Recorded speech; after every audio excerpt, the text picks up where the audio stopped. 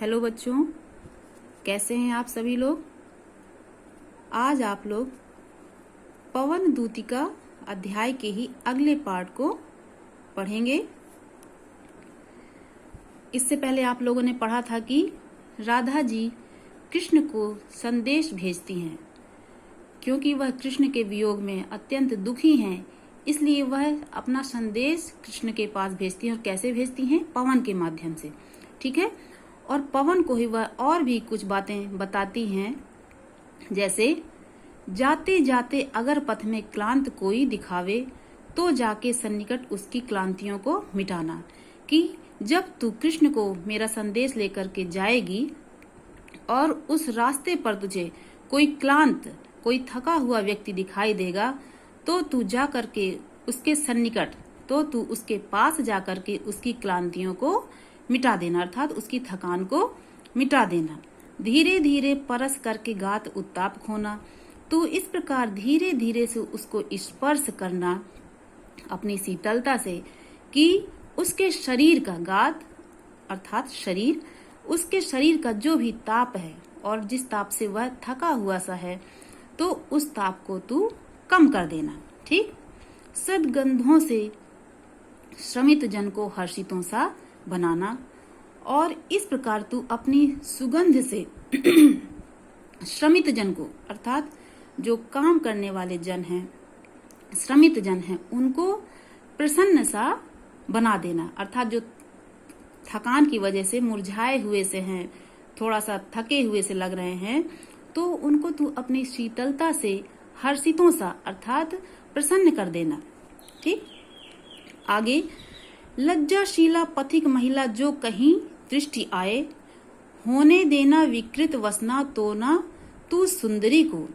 और उसी मार्ग पर जब तू आगे बढ़ेगी और अगर तुझे कोई महिला मिल जाए जो रास्ते पर चली जा रही हो, पथिक महिला अर्थात जब तू उस रास्ते पर जाए और तुझे कोई ऐसी महिला मिले तो तू होने देना विकृत वसना तो ना तू सुंदरी को, तो तू इस प्रकार से बहना, अर्थात इतना आराम से बहना कि उसके वस्त्रों को तू इधर उधर ना करने पाए, क्योंकि जो लज्जा है वह स्त्री का गुण माना जाता है।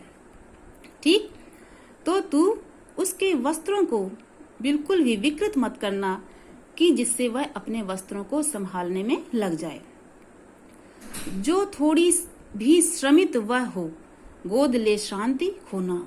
अगर वह थोड़ी सी भी थकी हुई सी लगे, श्रमित अर्थात थकी हुई लगे, तो तू उसको गोद में लेकर अर्थात अपने आगोश में लेकर के उसकी थकान को शांति खोना, उसकी थकान को कम कर देना, मिटा देना। होठों की और कमल मुख की म्लान लाएं मिटाना, और उसके होठों की और उसके कमल के समान सुंदर मुख की, अर्थात वह रास्ते पर चली जा रही होगी और गर्मी से, ताप से उसके जो होंठ हैं, उसका जो सुंदर मुख है वह म्लान हो गया होगा, मुरझा गया होगा, तो तू उसकी थकान को मिटा करके उसके कमल मुख को फिर से खिला देना। कोई क्लांता कृषिक ललना, खेत में जो दिखावे। ऊपर वाले में भी स्त्री के प्रति उनकी संवेदना है, और नीचे भी यहाँ पर हरिऔध जी ने दर्शाया है कि कैसे राधा जो खुद भी दुखी हैं, लेकिन फिर भी वह दूसरों के दुख से भी दुखी हैं। दूसरों के दुख की चिंता उन्हें उस समय भी है जब वह स्वयं इतना दुखी हैं कृष्ण के वियोग में। कोई क्लांता कृषक ललना, खेत में जो दिखावे। आगे वह कहती, कोई कृषक स्त्री अगर तुझे खेत में दिखाई दे और वह भी क्लांत रूप में अर्थात थकी हुई सी दिखाई दे खेत में काम करते करते, तो धीरे धीरे परस उसकी क्लांतियों को मिटाना। तो तू उसे भी धीरे धीरे स्पर्श करके, परस अर्थात स्पर्श करना, उसकी क्लांतियों को, उसकी थकान को मिटा देना। जाता कोई जलद यदि हो व्योम में, तो उसे ला छाया द्वारा सुखित करना तप्त भूतांगना को। और उस समय यदि कोई जलद या बादल का टुकड़ा आकाश में जा रहा हो या तुझे दिखाई दे तो तू उस बादल के टुकड़े को उसके ऊपर ला देना और उसकी छाया से उस तप्त भूतांगना को अर्थात उस थकी हुई सी स्त्री को तू सुखी कर देना। ठीक है। जाते जाते पहुंच मथुरा धाम में उत्सुका हो, न्यारी शोभा वर नगर की देखना मुग्ध होना। तू होवेगी चकित लख के मेरु से मंदिरों को, आभा वाले कलश जिनके दूसरे अर्क से हैं। और जब तू मथुरा धाम में पहुंचने वाली होगी, जाते जाते पहुंच मथुरा धाम में उत्सुका हो, तो जब तू मथुरा धाम में पहुंचेगी या पहुंचने वाली होगी, पहुंचेगी, तो तू उत्सुकता से न्यारी शोभा वर नगर की देखना मुग्ध होना। तो तू मथुरा धाम में पहुंचकर उत्सुकता से भर करके उस नगर की शोभा, न्यारी शोभा, उस नगर की सुंदर शोभा को देखना और उस पर मुग्ध होना। ठीक।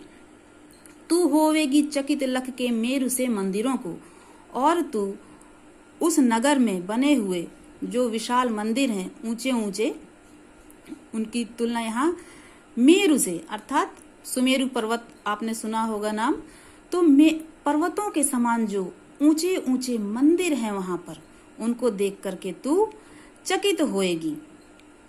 आभा वाले कलश जिनके दूसरे अर्क से हैं, और जिन पर जो कलश लगे हुए हैं मंदिरों में, आप लोगों ने देखा होगा कि कलश लगे रहते हैं उनके ऊपर, तो जो उनके ऊपर जो कलश लगे हुए हैं वह कैसे दिखाई देंगे? जैसे कि कोई दूसरा सूर्य चमक रहा हो, अर्थात उनकी जो आभा है वह इतनी प्रकाशित होगी जैसे कि लगेगा कि कोई दूसरा सूर्य यहाँ पर चमक रहा हो।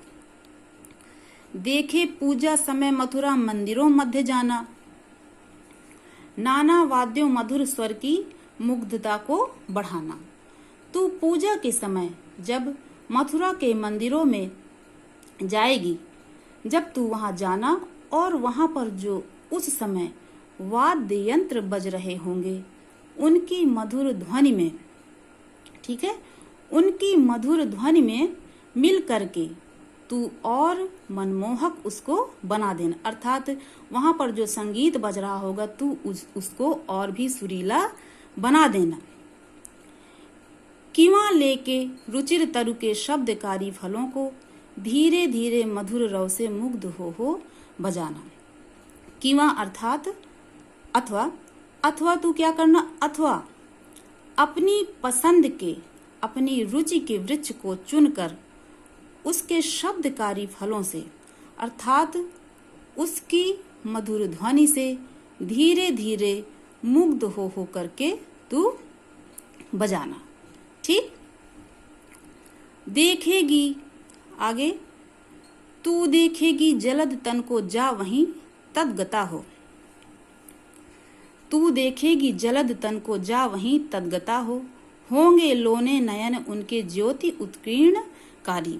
आगे वह श्री कृष्ण के रूप के बारे में बताते हुए समझा रही हैं पवन को कि तू देखेगी जलद तन को जा वहीं तदगता हो, तू वहां पर तदगदा हो, अर्थात तदगता अर्थात तन्मय होकर के, लीन होकर के तू वहां किसको देखेगी, जलद तन को। जलद अर्थात बादल, तो बादल के समान शरीर वाले, ठीक, बादल के समान शरीर वाले। बादल के समान क्यों? क्योंकि श्री कृष्ण श्यामल शरीर वाले थे, तो बादलों के समान श्यामल शरीर वाले श्री कृष्ण को तू वहां पर देखेगी। होंगे लोने नयन उनके ज्योति उत्कीर्णकारी, और जिनके नेत्र सलोने होंगे, लोने नयन अर्थात नेत्र उनके सलोने होंगे, और उनसे एक ज्योति सी निकल रही होगी, अर्थात एक प्रकाश सा उनसे निकल रहा होगा। ज्योति उत्कीर्णकारी, मुद्रा होगी वर वदन की मूर्ति सी सौम्यता की, सीधे साधे वचन उनके सिक्त होंगे सुधा से। और उनकी मुद्रा कैसी होगी? जिस प्रकार से कोई मूर्ति होती है, मूर्ति की सी सौम्यता उनके शरीर की और उनके वदन की अर्थात उनके मुख की होगी।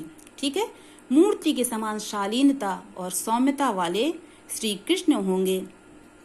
सीधे साधे वचन उनके सिक्त होंगे सुधा से। और उनके वचन कैसे होंगे?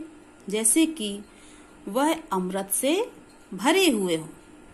सुधा मतलब अमृत, अर्थात वह मीठे मीठे वचनों को बोल रहे होंगे। नीले फूले कमल दल सी गात की श्यामता है। फिर यहाँ पर श्री कृष्ण के ही शरीर का, यहाँ पर कृष्ण के ही शरीर की वेशभूषा का, उनके शरीर की पहचान के रूप में वह पवन से व्याख्या कर रही हैं कि उनका शरीर कैसे होगा, कैसा होगा। नीले फूले कमल दल सी, कि जिस प्रकार से नीले कमल के फूल दल के रूप में फैले रहते हैं या एक पंक्ति के रूप में, तो कमल दलों सी उनके शरीर की जो श्यामलता है वह होगी। गात अर्थात शरीर। पीला प्यारा वसन कटी में पहनते हैं फबीला। और उनके कटी में अर्थात कमर में, वसन अर्थात वस्त्र कैसा होगा? पीला।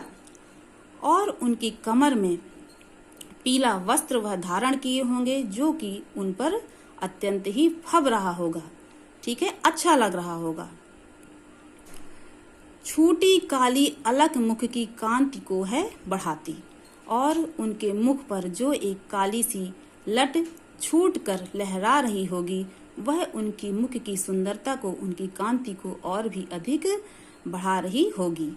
सदवस्त्रों में नवल तन की फूटती सी प्रभा है। और इस प्रकार उनके सुंदर वस्त्रों में उनके युवा शरीर की एक आभा सी निकल रही होगी। ठीक है, एक प्रभा सी, एक आभा सी, एक चमक सी।